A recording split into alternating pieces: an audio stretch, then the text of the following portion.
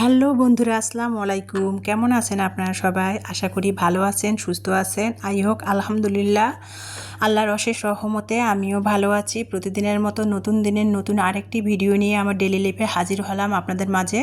আমার সিম্পলভাবে চলাফেরা, যেভাবে খাই, যেভাবে চলি, যেহেতু আমার দৈনন্দিন জীবনে চলাফেরাটা, সেটাই আপনাদের সাথে ভালো লাগাটা শেয়ার করব। তো যাই হোক, যেটা বলতেছিলাম, এই যে এখন বাজে সকাল 7টা থেকে শুরু করেছি। আর চারিদিকের ওয়েদারটা আপনাদের দেখালাম না, মানে চারিদিকে আর কি শ্রাবণ মাস, তো মানে কখনো মেঘ, কখনো রোদ, কখনো বৃষ্টি, এরকম আর কি চারিদিকের ওয়েদারটা থমথমে হয়ে আছে।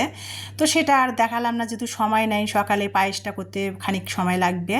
তো এই যে ফ্রিজ থেকে আমিও অনেক সকালে উঠে কিন্তু 2 লিটার দুধ, গরুর লিকুইড দুধ ডিপ ফ্রিজ থেকে বের করে রেখে দিয়েছিলাম বরফ সার্জে। সেটা আর কি দিয়ে দিলাম পাতিলে ফুটানোর জন্য। আর নারকেল একটুখানি, এক চির নারকেল সারিয়ান দিয়েছিল, পারিয়ালা ভাইদের অনেকগুলো নারকেল পাড়ছে, ইলমাকে খাওয়ার জন্য দিয়েছিল।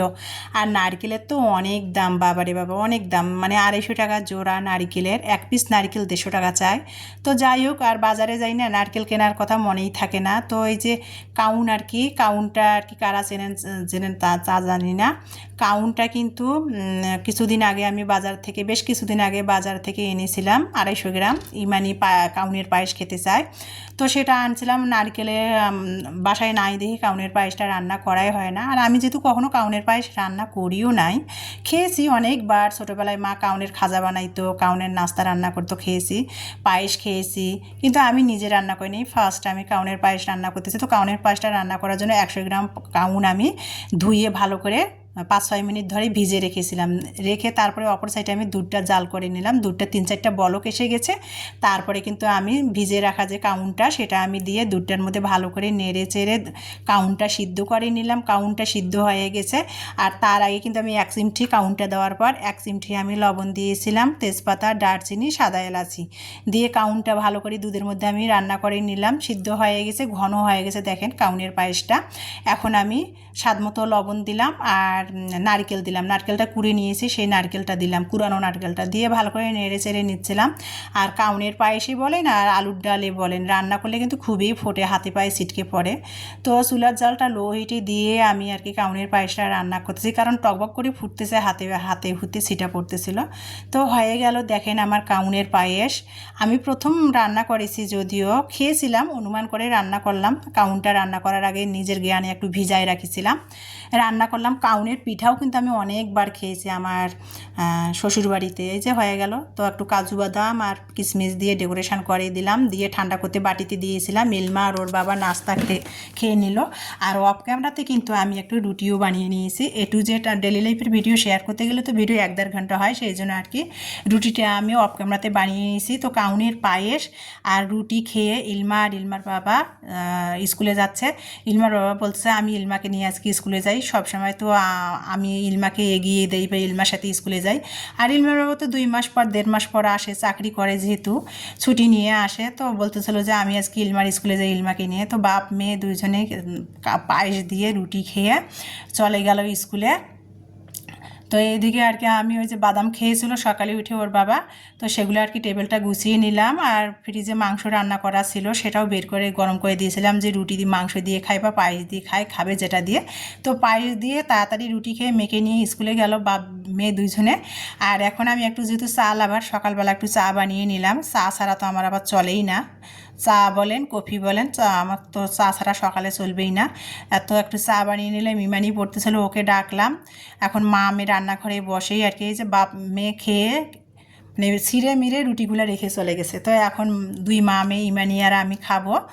রান্নাঘরে বসে পড়লাম, খাবারগুলো সব গুছিয়ে খাবার মতো করে গুছিয়ে নিচ্ছি, নিয়ে এই যে বসে পড়লাম। কাউনের পায়েস আর মাংস গরম করে নিলাম, রান্না করাই ছিল সেটা, আর দুধ চা দিয়ে সকালের নাস্তাটা খাচ্ছি। তো যাই হোক, যেটা বলতেছিলাম, ভালোই হয়েছে কাউনের পায়েসটা, নারকেল পড়ছে তো খেতে খুবই ভালো লাগতেছিল। তো যাই হোক, পায়েসটা দিয়ে সকালের নাস্তাটা খেয়ে নিচ্ছে 2 মামে রান্নাঘরের ফ্লোরে বসে আর কি। তো ইলমা তোর বাবার সাথে স্কুলে চলে গেছে। আর এই যে আমরা মামে সকালে 2 মামে আর কি নাস্তা খাচ্ছি রান্নাঘরে বসেই। সেটাই আমার প্রিয় আপু ভাইয়াদের সাথে আমার ভালো লাগাটা শেয়ার করতেছি। আমার ডেলি লাইফের আর কি সিম্পলভাবে আমি যেভাবে চলি, যেটা খাই, সেটা যে পড়ি, সেটাই তো আমার শেয়ার করা, তাই না? আর কি আমরি আছে যে শেয়ার করব। তো এই যে মাংসটা আর কি ইলমার বাবা খায় নাই। আর ইলমার বাবা ফ্রিজের তরকারি তো এমনিতে খুব কম পছন্দ করে, পায়েস দিয়ে খেয়ে নিয়েছিল নাস্তাটা। আরও আপনার মাথায় হাঁসের ডিম নিয়ে আসছিলো, সেটা ইলমার বাবাকে সিদ্ধ করেছিলাম, সেটা খেয়ে নিয়েছে। তারপরে ইলমাকে নিয়ে ওর বাবা স্কুলে গেছে, আসার পথে বাজার হয়ে আসছে। তো আমি তাই বাজারগুলো ঢালতেছি আর বলতেছি, বাজারে গেছো, আমাকে ফোন দিলা না কেন, আমাকে বলতা কী কী বাজার নেই, আমি বলতাম। তো ওর বাবা আর কিছু বললো না। তো যাই হোক, এখানে একটি বাজার নিয়ে আসলো। এখানে ইলমা আবার ছোটো মাছ পছন্দ করে, তো এটা আর কি চেলা মাছ নিয়ে আসছে। তো আমি বলছি যে চেলা মাছ নিয়ে আসছো, তো বলছে চেলা মাছের অনেক দাম, 600 টাকা কেজি। তো মেয়ের জন্য, ইলমার জন্য 250 গ্রাম নিয়ে আসছে 150 টাকা দিয়ে। আর বড় মেয়ে আবার পাবদা মাছ পছন্দ করে, ওর জন্য আবার নদীর পাবদা মাছ নিয়ে আসছে 1/2 কেজি। ছোটো মেয়ের জন্য চেলা মাছ, নদীর চেলা মাছ নিয়ে আসছে, বড় মেয়ের জন্য নদীর পাবদা মাছ নিয়ে আসছে। দুই মেয়ের জন্য 2 রকমের পছন্দের মাছ নিয়ে আসছে। আমরা নিয়ে আসছে এখানে 40 টাকা করে আমড়ার কেজি, তো আমরা নিয়ে আসছে। তারপরে এখানে আমরা নিয়ে আসার পর এখানে আমি আমড়াটা আর কি ঢেলে নিচ্ছিলাম। তারপরে এখানে আমড়াটা 2 মেয়ের জন্য নিয়ে আসছে, পটল নিয়ে আসছে। তো সে বাজারগুলো গুছিয়ে নিচ্ছে, সাথে একটা 2 কেজির আর কি ব্রয়লার মুরগি নিয়ে আসছে। তো বাজারগুলো আমি গুছিয়ে নেওয়ার পর তারপরে এই যে ছাদে আর কি আমি চলে আসলাম, যে আগে মুরগি আর মাছটা কেটে রেডি করি, কারণ নষ্ট হয়ে যাবে ভ্যাপসা গরম। তো এই যে ছাদের মধ্যে তো ছাইয়ের অভাব নাই, বাড়িওয়ালা ভাইদের চুলায় যেহেতু রান্না করে, ছাদের মধ্যে ছাই দিয়ে বসে বসে আমি মাছ মুরগিগুলো কেটে নিব, সেটাই আমার ভালো লাগাগুলো শেয়ার করতেছি। তো যাই হোক, মাছ আর মুরগিগুলো কাটতেছি, আর পানির মধ্যে একটু লবণ দিয়েছি, মাছগুলো আর কি লবণের মধ্যে নরম হবে, খোসা মাছের আঁশগুলো তাড়াতাড়ি পরিষ্কার করতে সুবিধা হবে। তো সামান্য একটুখানি পানি নিয়ে পানির মধ্যে লবণ দিয়ে মাছগুলো আমি কেটে কেটে পরিষ্কার করে নিচ্ছিলাম। পাবদা মাছগুলো কিন্তু আমি অলরেডি কেটে নিয়েছি, সেই ভিডিওটা আমার আর কি অনেকটা বড় হয় দেখি একটু স্কিপ করেছি। তো যাই হোক, যেটা বলতেছিলাম, চেলা মাছগুলো এখন কেটে নিচ্ছিলাম। আর বেশি করে আমি ছোটো মাছ আনলেও কিন্তু কাটার টাইমের ব্যাপার আছে, আমার যদি একা সব দিকে সামলাতে হয়। তারপরে যে পাবদা মাছগুলো, চেলা মাছগুলো কেটে নিলাম। চেলা মাছগুলো কিন্তু লবণ পানিতে একটু ভিজিয়ে রেখেছিলাম, যে আঁশগুলা নরম হবে, ধুইতে সুবিধা হবে। তাই যে বাড়িওয়ালা বাড়িতে ছাদে তো মাছ আমি সবসময় আনলে ছাদের মধ্যে পরিষ্কার করে, এই যে ছাদের মধ্যে থেকে আমি এই যে পাবদা মাছগুলো ডলে ডলে শানের মধ্যে পরিষ্কার করে নিচ্ছি। আর এই শানটা ভাইয়ারা মাছ ধরার জন্যই বানিয়েছে। আর মাছের পিঠে যে কালো কালো এগুলো, যে পাবদা মাছের পিঠে যেগুলো ছাতা থাকে না, সেগুলো দেখেন পরিষ্কার হয়ে গেল, কতটা পরিষ্কার হয়েছে। আর মাছগুলো পুরো রূপার মতো ঝকঝক করতেছিল। আর মাছ কিন্তু ধোয়াতে স্বাদ, আমার মা দাদি বলতো সবসময়, মাছ স্বাদ ধোয়ায় মজা আর মাংস এক ধোয়ায় মজা।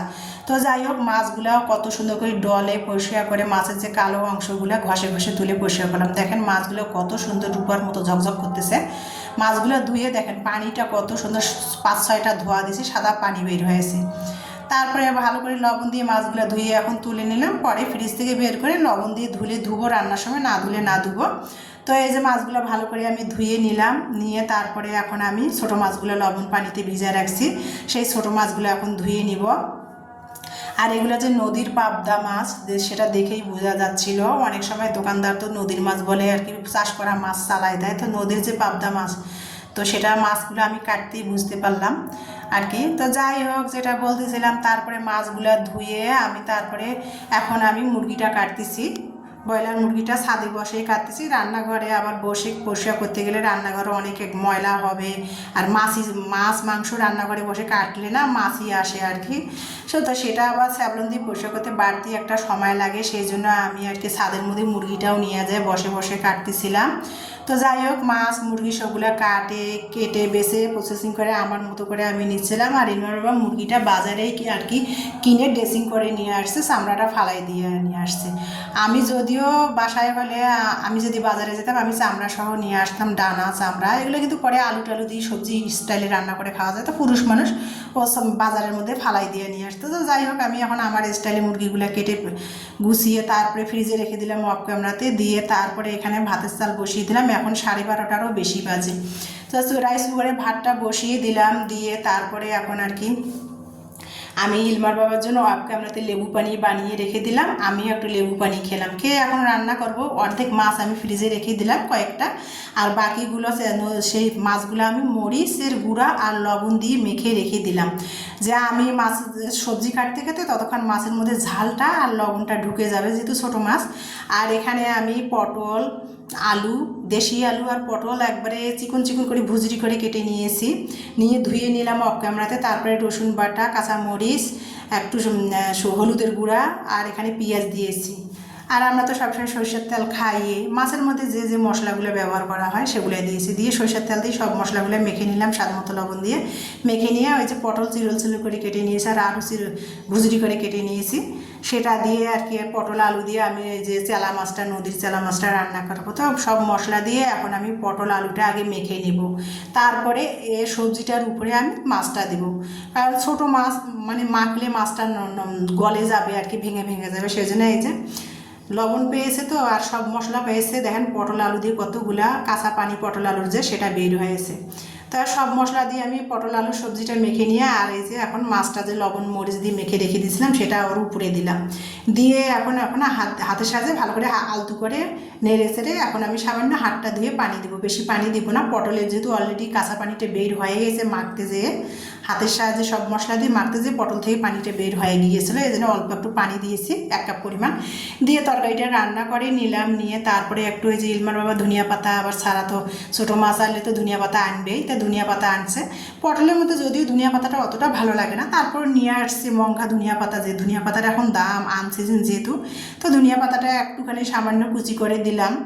না ধনিয়া পাতা না দিলে আবার বলবে ধনিয়া পাতা আনছি তরকারিতে দাও নাই কেন, আর ছোটো মাছের মধ্যে ধনিয়া পাতা দিলে অবশ্য ভালো লাগে।